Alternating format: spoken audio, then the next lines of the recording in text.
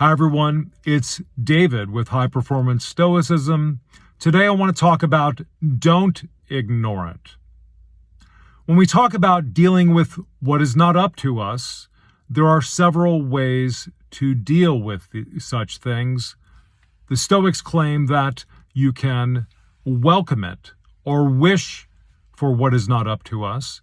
You could also accept what is not up to us, and I note that that's the favorite of many people, or you can ignore it.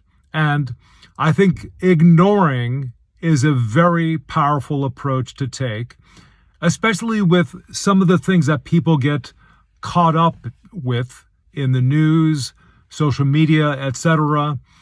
If you make it a regular practice to ignore it, then I can assure you that your life will certainly improve.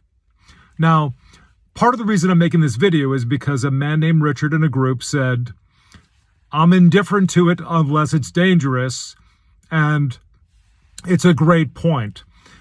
Ignoring it doesn't work for every single thing that is not up to us.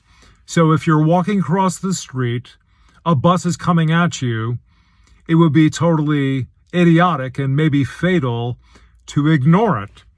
But I think you would be surprised at the number of things that you can ignore and the ways in which it can benefit you.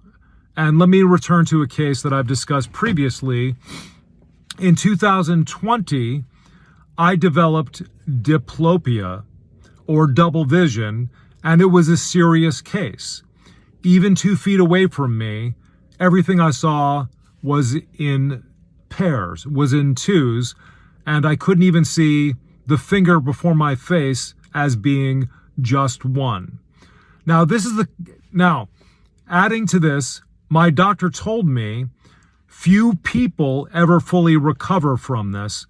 Now, that's a scary thing to hear, but partly under the influence of Stoicism, partly from experience, I decided I am going to ignore the problem. But this didn't mean that I wasn't working. When I was working, that I didn't notice sometimes that I have double vision. I just ignored the problem and did whatever I was doing, reading, writing, working out, without thinking much about it. It also did not mean that I totally neglected the problem.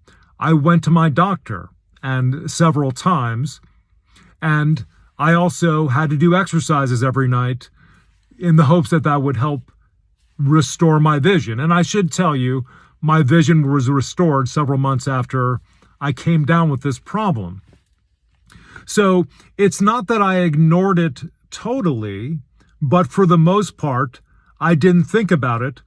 And sometimes my friends would say to me, David, how's your eyesight going?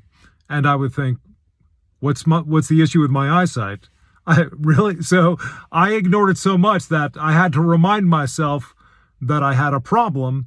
And, in a different context, if I were a bus driver or a pilot, it wouldn't have worked out that way. So I was lucky I had a job where it didn't matter that I had this double vision problem.